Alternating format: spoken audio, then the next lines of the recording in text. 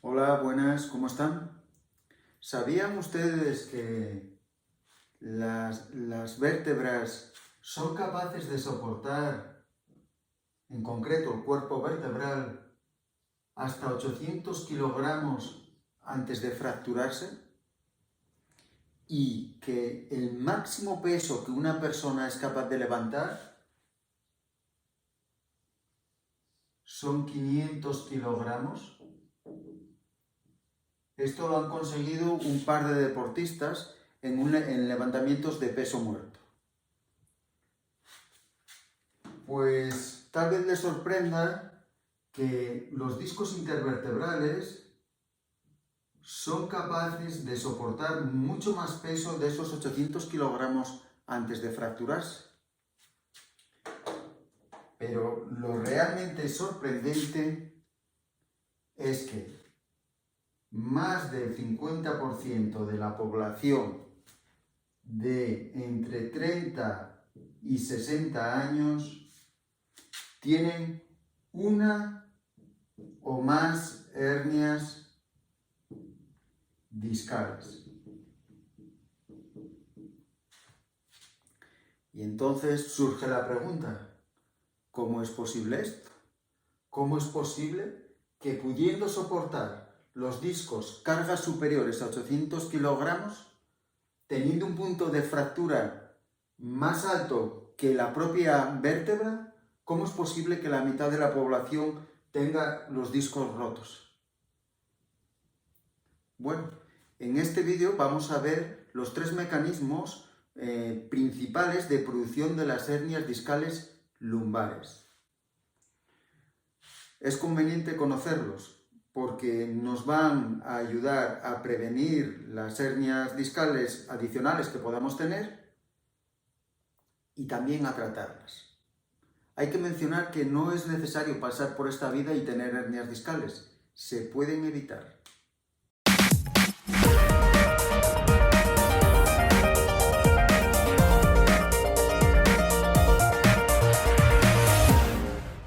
Antes de entrar de lleno en las explicaciones de cómo se producen las hernias discales, considero conveniente que tengamos unos conocimientos básicos de la anatomía de la columna vertebral y de las vértebras. Anatomía. Tengo aquí la maqueta de una columna vertebral en miniatura. La columna vertebral está formada por unos segmentos que se llaman vértebras. Hay 5 vértebras lumbares, 12 dorsales y 7 cervicales. Hay además en la parte más distal 5 vértebras fusionadas formando un hueso que se llama sacro, y todavía más distal hay otras 4 o 5 vértebras fusionadas, pequeñitas, formando otro hueso que se llama cóccix, que es el vestigio de nuestra cola, que muchas personas lo tienen luxado o fracturado y que tiene relativamente poca repercusión funcional, aunque sí duele bastante. Por dentro de la columna vertebral va la médula espinal. La médula espinal termina a nivel de L1, es decir, 5, 4, 3, 2, 1, termina aproximadamente por aquí y continúan los nervios raquídeos hacia abajo, formando una estructura que se parece a la cola de un caballo y por eso se llama cauda equina. Entre las vértebras, a cada lado, sale un nervio raquídeo. Vemos que entre estas vértebras hay una especie de disco transparente que se llama disco intervertebral. Bueno, esta explicación así es muy somera, pero no es suficiente. Se lo voy a explicar con detalle dibujándolo, porque de esta forma es como mejor se entiende. Aunque sea un poco lento, merece la pena. Vamos a dibujar aquí el cuerpo de una vértebra. Digamos, por detrás surge el arco vertebral, que es una estructura ósea que tiene un agujero vertebral en el medio, por donde va la médula, y digamos que el arco vertebral tiene como una especie de salientes, unas apófisis que se llaman. Tiene una apófisis que se llama la apófisis espinosa, única, que sale por la parte de atrás, unas apófisis transversas que salen por los laterales, que hay dos, como si fueran dos alas, y luego tiene unas apófisis articulares que están en número de 4, dos arriba y dos abajo, a izquierda y derecha. Estas apófisis enganchan así, las de arriba están orientadas hacia medial, las carillas articulares, que se llaman facetas, están orientadas hacia medial, mientras que las inferiores están hacia lateral. Pero yo las voy a representar así, planas, como las vértebras cervicales, porque es mucho más pedagógico y se puede entender más fácil. Aquí estaría el disco intervertebral en el medio y podemos dibujar aquí otra vértebra para que veamos cómo se superpone. Bueno. Vamos a dibujar una vértebra aquí también, visto desde arriba, como si lo viéramos así. Si lo viéramos así, sería algo así. Y aquí estaría el arco vertebral. Vamos a hacer la apófisis espinosa por detrás, una apófisis transversa aquí y otra apófisis transversa aquí. Y aquí estarían las apófisis articulares vistas desde arriba. Bueno, esto es, digamos, la estructura ósea. Y vemos que hay dos tipos de agujeros. El agujero vertebral, que es esto de aquí. La superposición de los agujeros vertebrales forma el conducto vertebral, que, digamos, discurre a través de toda la columna vertebral, excepto en el coxis, que no lo hay. Y estos dos agujeros. Y el agujero de conjunción o agujero intervertebral, que está formado por, digamos, los espacios que limitan dos vértebras, por aquí, y es por donde salen los nervios raquídeos. Es decir, ese es el agujero de conjunción, mientras que el conducto vertebral va por dentro. Bueno, entonces hemos visto las vértebras, la estructura ósea y ahora las uniones de las vértebras. Las vértebras están unidas por el disco intervertebral y por las apófisis articulares, que tienen unas carillas articulares, que son estas, y aquí serían estas.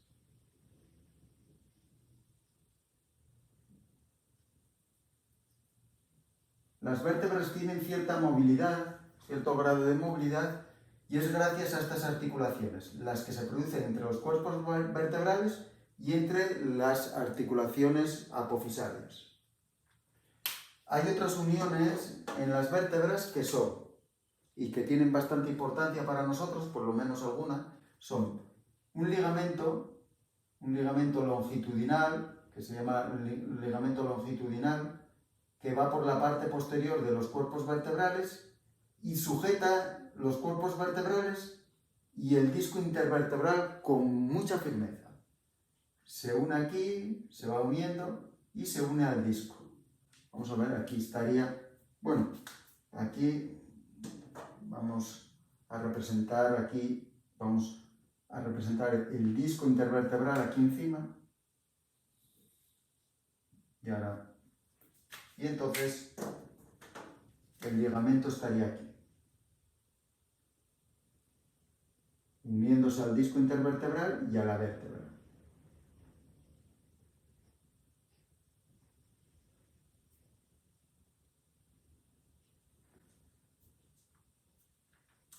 Hay otro ligamento que se llama el ligamento longitudinal anterior, que va por delante y se une a las vértebras, pero casi que no se une al disco. el disco ahí está bastante suelto, por decirlo así. Pero el disco está unido también firmemente por fibras de colágeno a los cuerpos vertebrales. Y digamos, también a los platillos vertebrales, está como si estuviera pegado. El disco intervertebral es la estructura fundamental donde se va a producir la hernia discal y está formado por un anillo de fibras de colágeno formando capas concéntricas, de 10 a 20 capas concéntricas, y en el medio hay un núcleo de un material parecido a gelatina que se llama núcleo pulposo. Es una gelatina que está metida ahí a presión. Aquí lo pongo como que sobresale hacia arriba, porque si nosotros quitamos las vértebras, realmente es como si saliera hacia arriba y hacia abajo. Él se desparrama. Y este núcleo mantiene en tensión las fibras de colágeno. Este es el disco. Vamos a poner aquí esto así. Mira, vamos a dibujarlas aquí. La capa de fibras. Otra capa. Otra capa. Otra capa. Y el núcleo aquí.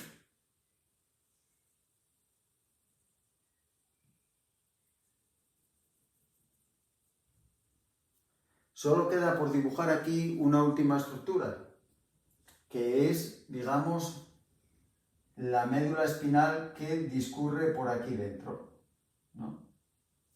Discurre por aquí, excepto que a partir de L1, como ya comenté en varias ocasiones, ya no es médula espinal, sino es la cauda equina, y iría por aquí.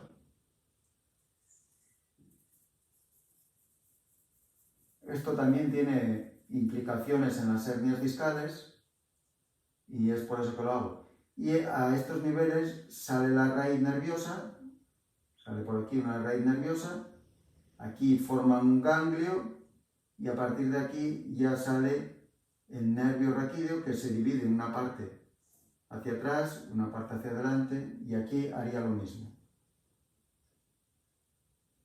Vamos a pintarlo un poco para que se vea.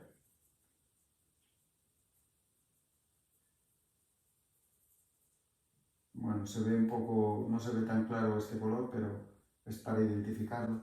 Y aquí saldría por aquí. Saldría por aquí. Sale más bien por la parte superior de este hueco. Más bien por aquí. Vamos a dibujarlo así.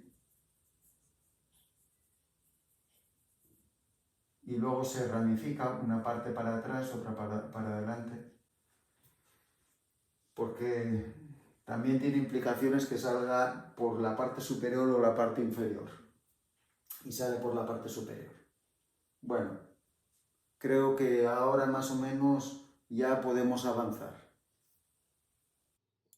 Existen otros ligamentos, pero no implicados directamente en las hernias discales, por lo que he preferido omitirlos en este vídeo.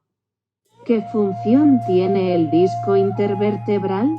Imaginémonos que yo cojo y levanto un peso, o en sentadilla frontal, levanto un peso y al final medimos y vemos que en las últimas vértebras lumbares cae un peso determinado que es de 100 kilos. O sea, yo pongo ahí y en las últimas vértebras llega 100 kilogramos de peso. 100 kilogramos quiere decir la suma del peso que yo cojo más la parte del tórax, ¿no? Es decir, a lo mejor tengo que coger 70 kilos más parte de mi peso corporal y llega a 100 kilos a, por ejemplo, L3, ¿no? O L4. ¿Qué pasa cuando pones este peso? ¿Qué pasa? Pues bien, lo primero, la vértebra, el cuerpo vertebral no se lleva todo el peso, lleva 2/3 del peso, suponiendo que la espalda esté recta, la columna esté recta y las vértebras paralelas. Lleva 2/3 del peso, es decir, 2/3 de los 100 kilos son 66 kilos, ¿no? Pues caerían aquí 66 kilos. Y los otros 33 kilos recaen sobre las facetas. Como hay dos facetas arriba, recaen la mitad en cada una, ¿no? Pero bueno, vamos a poner aquí los 33 kilos. De las facetas se transmite a las otras facetas y así sucesivamente hasta llegar al sacro. Del sacro, ese hueso que está formado por la fusión de 5 vértebras, se transmite a través de la cadera al fémur, del fémur a las rodillas, de la rodilla al tibia y peroné al tobillo, del tobillo al pie, del pie al suelo. Y los 66 kilos se transmiten al disco intervertebral, pero no de forma homogénea. 2/3 van a ir al núcleo. El núcleo es, digamos, el elemento que más recibe la carga, es decir, que recibiría aquí aproximadamente 44, ¿no? 44 kilogramos los recibe el núcleo. Y el resto del anillo recibe lo que falta, 22 kilos. Este núcleo, cuando es comprimido, este núcleo genera una fuerza hacia arriba y hacia los lados. Hacia arriba, si tú lo sacas y le pones una pesa encima, verías que es capaz de levantar una pesa de 2 kilos. Siempre de forma pasiva él está empujando hacia arriba.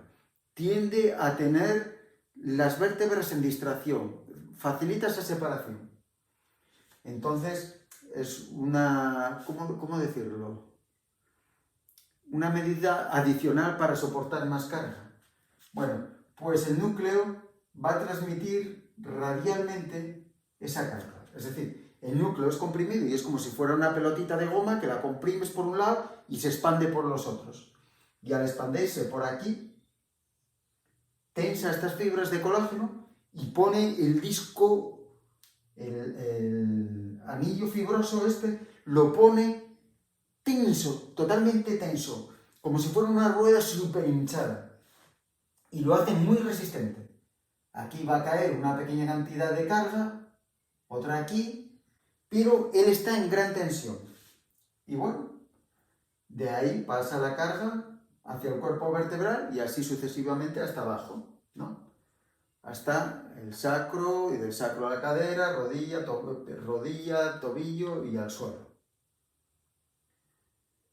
Cuando nosotros ponemos una carga, entonces se comprime el núcleo, esto extensa, se desparrama un poco el anillo fibroso, en el conjunto de todo el disco, y disminuye su altura. Su altura va a disminuir un poquito.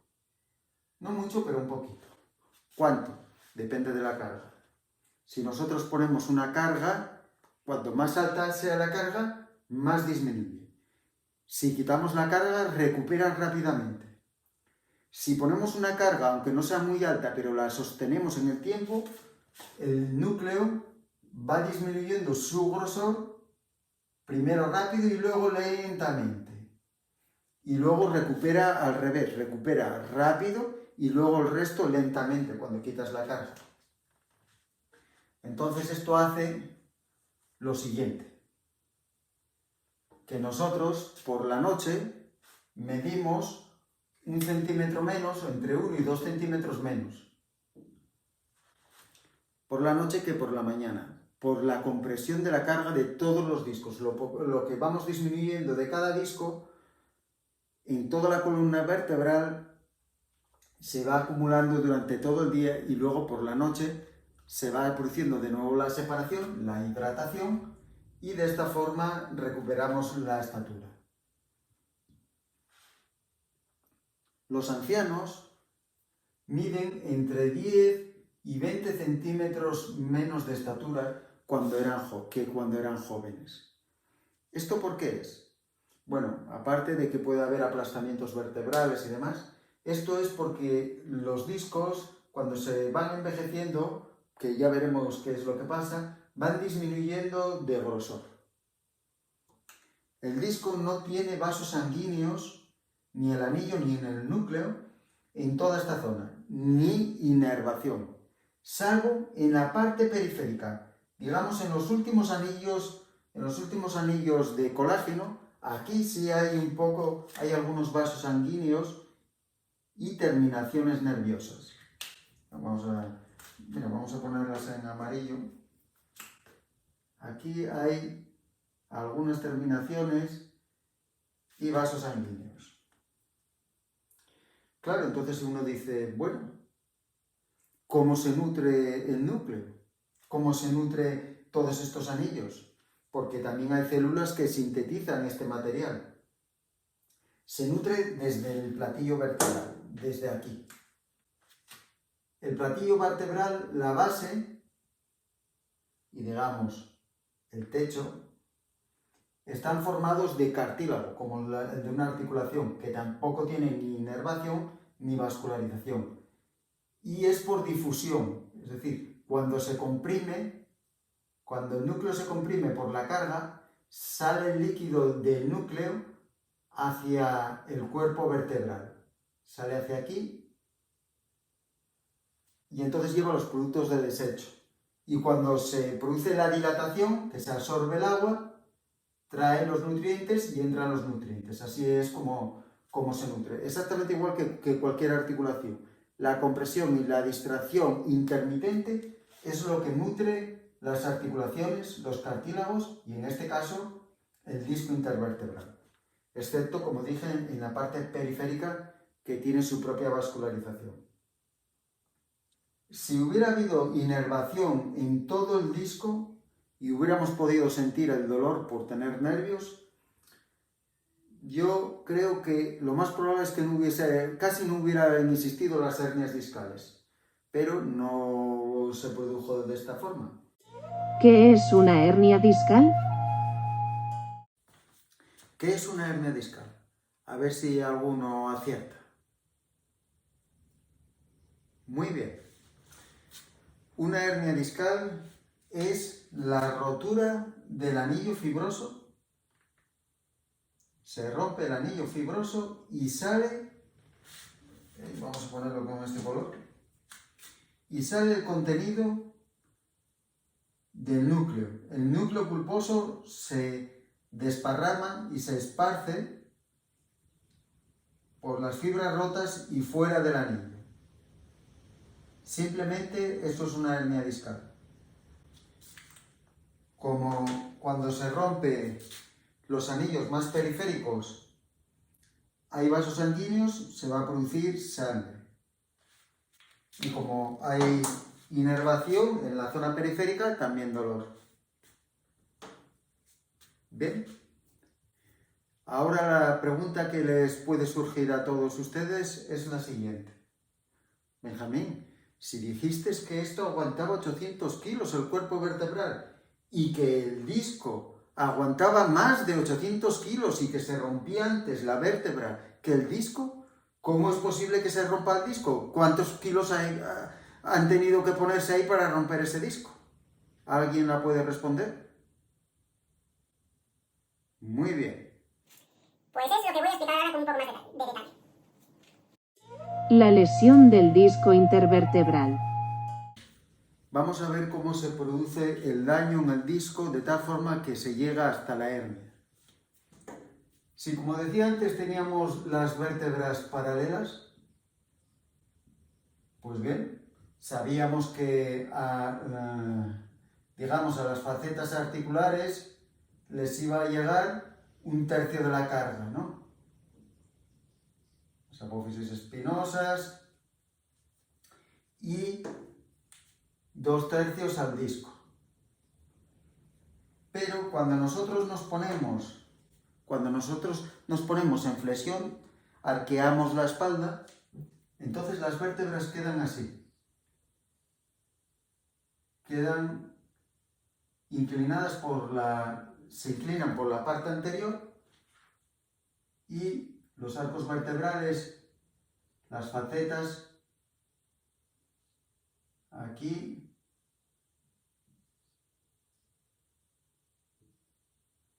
y las apófisis espinosas por aquí.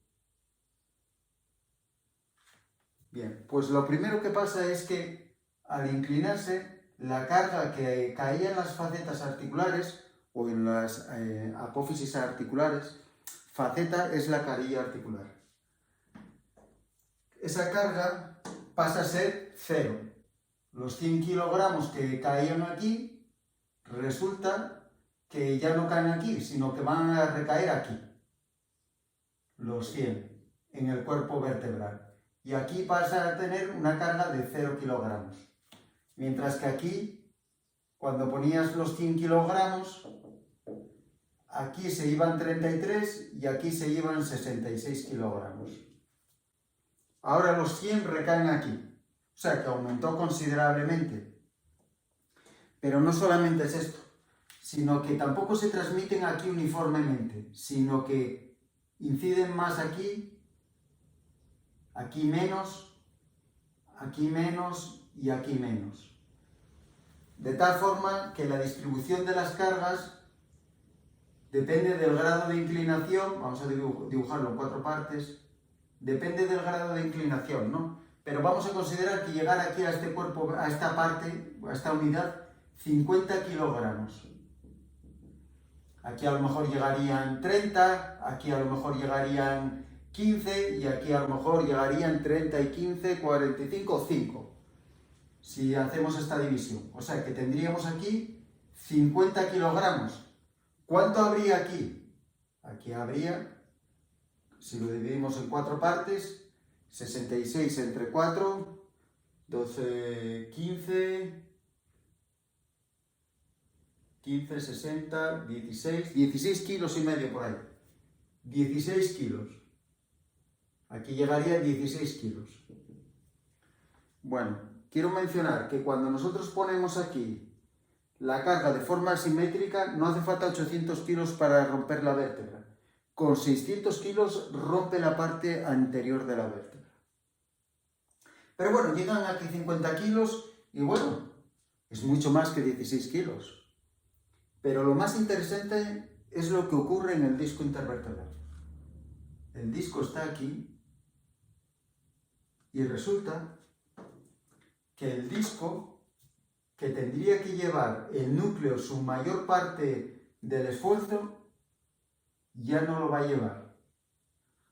Porque la carga, el disco es bastante elástico y la carga recae aquí con mucha intensidad. Mucha.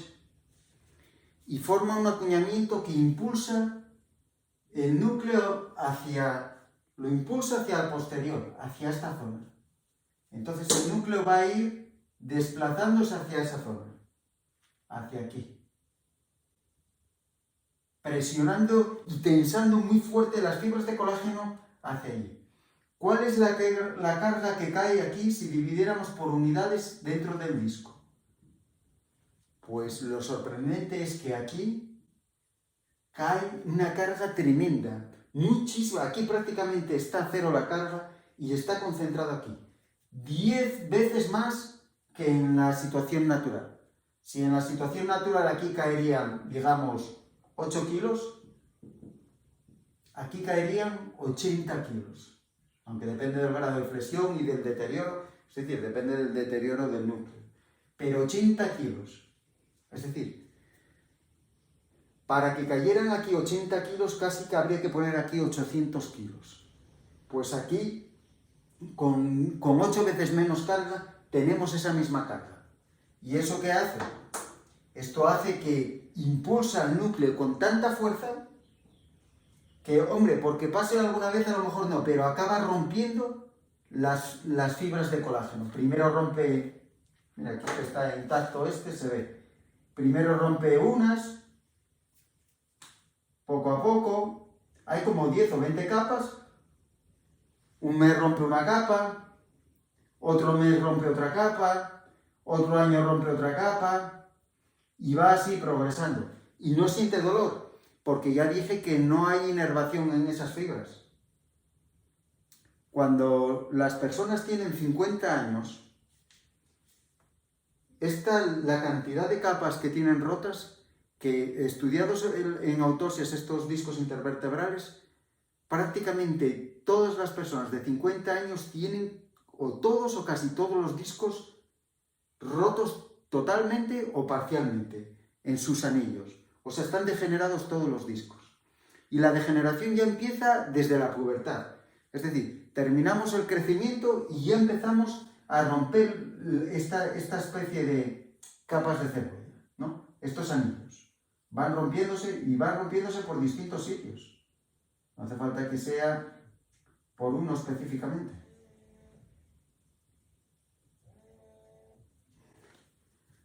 Me están llamando por teléfono, continúo ahora.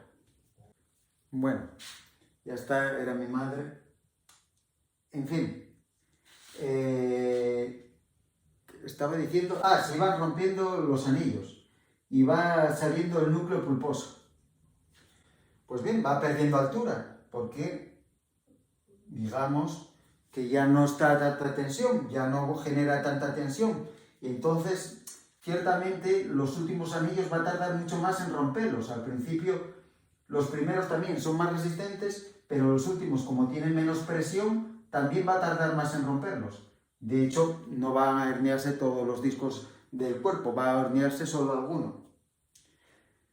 Pero bueno, sigue progresando esto al cabo de los años, y uno tiene 35 años, ha estado sometiendo al disco a cargas asimétricas, y finalmente llega a la parte periférica. Y aquí empieza a producirse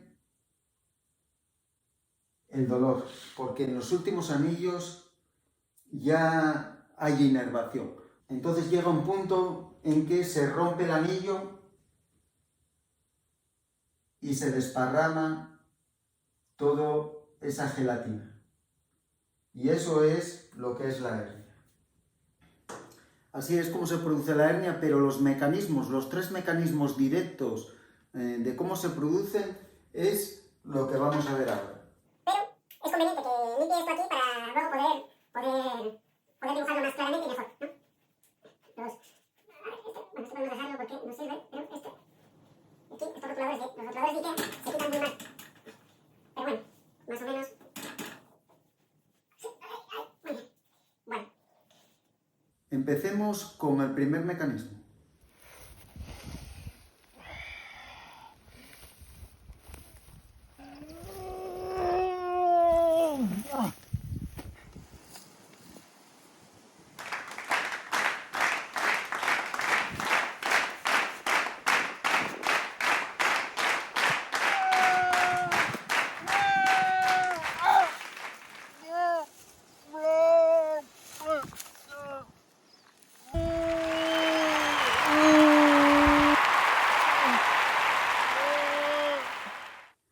Pues es eso, cargas de mucha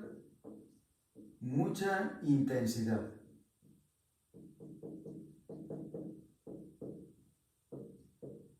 Este es el primer mecanismo. Es decir, el disco ya tiene que estar deteriorado, pero mucho. ¿Por qué se sabe esto? Porque si no, todos los adolescentes tendrían hernias discales, porque más burradas que hace uno cuando es adolescente, pues no se vuelven a hacer en la vida. Y no es así. Es decir, las hernias discales van a empezar a aparecer más tarde, a los 30 años o más. Han tenido que romperse muchas capas de estas del anillo fibroso.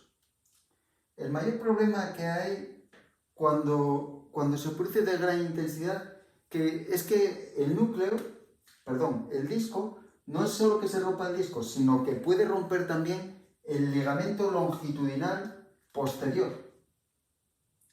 El ligamento longitudinal posterior, digamos, está muy firme unido en la parte central, aquí. Pero en la parte periférica está unido más laxamente, y es por eso que suele romper el ligamento vertebral por ahí. Y entonces cuando rompe, primero, el dolor es mucho más intenso, porque el ligamento longitudinal posterior está muy inervado y está muy vascularizado. Y va a producirse aquí mucha salida de sangre también del núcleo pulposo, y puede llegar a ser bastante masivo y comprimir la médula, si está a un nivel alto, o digamos la cauda equina a un nivel más bajo. Aunque esas compresiones así masivas son raras, es mucho más fácil que comprima la raíz nerviosa, ¿no? Esto lo veremos luego. Es decir, que un esfuerzo masivo o de gran intensidad tiene un riesgo notorio de producir una lesión más severa. Bueno, pasemos a la segunda forma en la que se produce la hernia discal.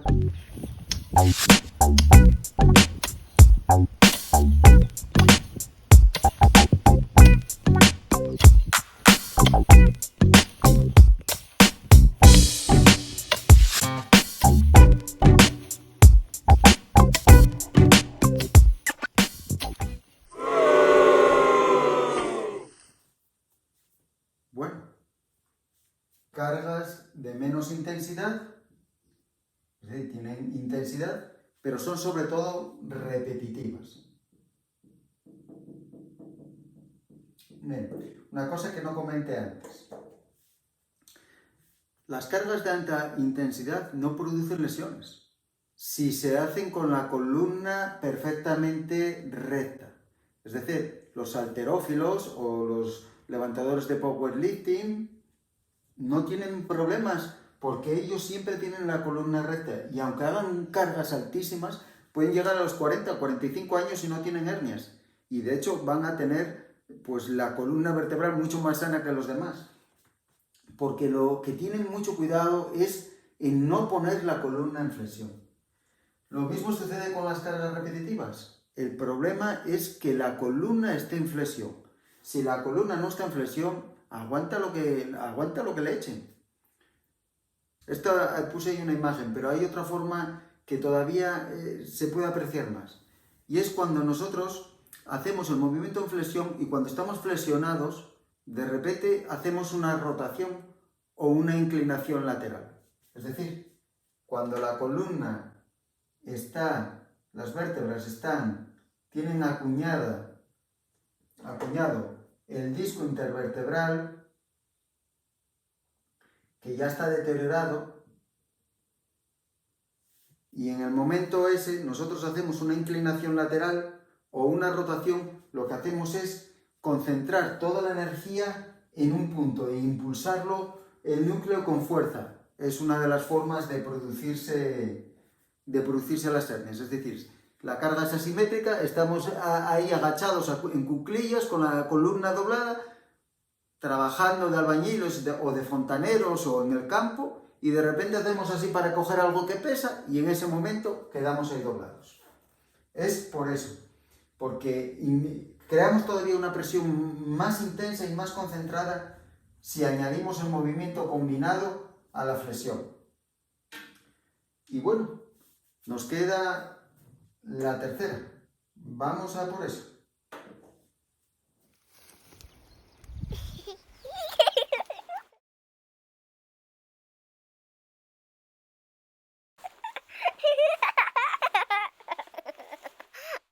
Bueno, en los tiempos actuales la principal causa de degeneración de los discos, yo tengo claro que es las posiciones sostenidas. Es decir,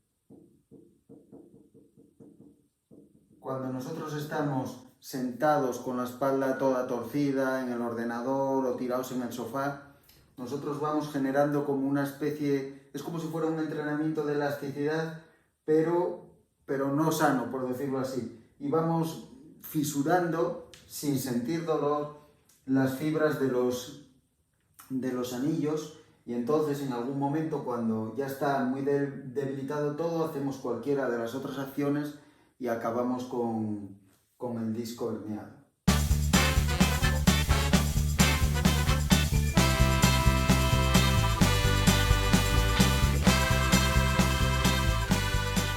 Estoy un poco cansado ya porque he tenido que grabar varias veces esto por diversos motivos, pero me gustaría explicar un poquito antes de terminar cuáles son los distintos tipos de hernias Tipos de hernias. Las hernias posteriores, vamos a ponerlas aquí, las posteriores, son las que salen hacia el conducto medular. Son con diferencia las más frecuentes. Entonces, el núcleo que está aquí ha ido rompiendo y erosionando los anillos y fue escurriéndose hasta que llegó y rompió la parte periférica. Aquí se ha producido el dolor. La hernia es, por tanto, la salida de este núcleo gelatinoso. Puede haber fibras de colágeno del anillo, puede incluso haber restos de cartílago e incluso óseos que provienen del platillo vertebral o de osificación del propio disco, y también va a haber sangre. El ligamento vertebral o el ligamento longitudinal posterior, que va por aquí, dice que estaba muy fuertemente unido. Entonces vamos a poner en este caso. Puede quedarse por detrás del ligamento, es decir, el ligamento iría aquí así, podría quedarse ahí, y desde aquí desprenderse e irse hacia abajo y migrar. Pero también puede migrar hacia arriba. Y uno dirá, ¿cómo va a ir contra la gravedad? Bien, va contra la gravedad porque rompe por esta zona de arriba, permanece unido por abajo todavía, aquí permanece unido, y resulta que el ligamento longitudinal posterior está muy laxamente, no está adherido prácticamente a esta zona central del cuerpo vertebral. Entonces rompe por aquí y la única salida que tiene es por este lado y se va hacia arriba. Entonces haces una resonancia y resulta que el núcleo está hacia arriba. Bueno, cuando el núcleo está, digamos, contenido por el ligamento longitudinal posterior, bueno, la cosa no está tan mal. El problema está cuando rompe el ligamento longitudinal y se extiende más allá. O sea, y entonces sí, primero que el dolor es mucho más intenso. La migración ahora lo más probable es que sea hacia abajo. Va a haber más sangre, más dolor, y aquí va a haber más compresión del tejido nervioso, ya sea de la raíz nerviosa, y en ocasiones muy raras puede comprimir todo el saco dural y producir un síndrome de cola de caballo, que es una gravedad, es muy grave y tal, ¿no? Eso será comentado en otros vídeos. Pero bueno, entonces tenemos que la hernia posterior puede romper el ligamento longitudinal o no, puede migrar el contenido o no. Esta es la mayor parte de las veces. Pero también puede romper hacia adelante, es decir, el núcleo podría ir, en vez de hacia aquí, ir a aquí. Va por aquí, por aquí, por aquí, y acaba rompiendo el disco completamente y sale fuera. Aquí sí que no va a salir fuera no va a salirse fuera del ligamento longitudinal anterior, simplemente porque, o bueno, es menos probable porque no está unido al disco, entonces lo va a empujar, pero no va a generar una presión tan fuerte que lo tenga que romper, sino lo empuja y lo distiende. Además, los movimientos de hipertensión son mucho menos intensos en la fuerza que hay que aplicar. Los tienen sobre todo los gimnastas, la gimnasia rítmica, el ballet.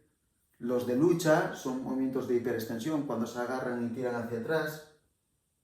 Y bueno, son menos graves porque aquí no hay tejido nervioso que comprimir, sino se deteriora el disco y las consecuencias del deterioro del disco y de la hernia discal, pero no de la compresión. Y luego hay otro caso, no es tampoco demasiado frecuente, pero es más frecuente que el de la hernia anterior. Y es cuando, en vez de romper el disco, no lo rompe, lo que rompe es el platillo vertebral. Y entonces el núcleo sale hacia arriba y se mete dentro del cuerpo vertebral. Bien, esto se llama hernia intravertebral. Están relacionadas con la osteoporosis, es decir, la vértebra está descalcificada, es más frágil y se puede romper fácil. Pero yo la he visto también en deportistas, en concreto de lucha canaria, y sospecho que realmente se producen microfracturas en la meseta vertebral, también por los movimientos asimétricos, porque este tipo de deportes tienen mucha asimetría, estos movimientos de coger al otro y lanzarlo para atrás, y para arriba, para abajo, y en todas las direcciones, y posiblemente se producen pequeñas microfracturas que al final, en algún momento, se rompe la meseta tibial y digamos, se hernia el núcleo pulposo hacia ahí.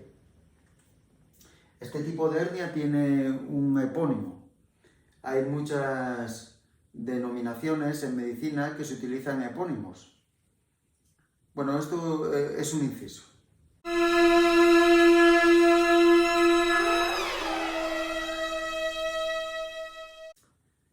En medicina, a los médicos parece que nos excita o nos hace sentirnos más, como que sabemos más si sabemos los epónimos de las denominaciones. Sin embargo, hace aproximadamente 25 años, creo que fue en el 97, se reunieron varios organismos internacionales. Creo que uno era de un organismo de anatomía y bueno, llegaron a la conclusión de que había que intentar eliminar los epónimos en medicina. Y esto era por 3 motivos. El primero, porque no eran verdad. Es decir, hay veces que lo había descubierto otro sujeto antes. A veces lo habían descubierto en otra cultura antes. Por ejemplo, los chinos han descubierto muchas cosas antes y como no eran de la cultura europea, pues se considera que el que lo descubría aquí era el primero. Y en otras ocasiones eran personas muy infames y que no se merecían ni se debe hacer recordarles, porque además que no tenían ningún mérito y eran infames de verdad, o sea, de verdad. Y luego, el tercer motivo es porque esos nombres no se correlacionan ni con una función ni con un rasgo anatómico y es absurdo memorizar cosas que no tienen utilidad.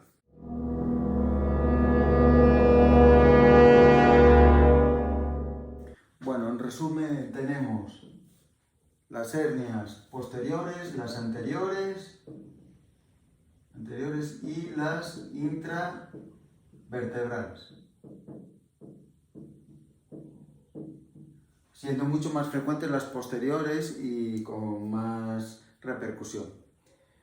Bueno, en otros vídeos veremos cómo facilitar la resorción de este núcleo pulposo, cómo disminuir las compresiones, cómo limitar la progresión de, digamos, del deterioro vertebral para no perder 20 centímetros de estatura y no estar doloridos. Y cómo se hace la rehabilitación, cómo son las adaptaciones que podemos hacer en el deporte, en la vida laboral.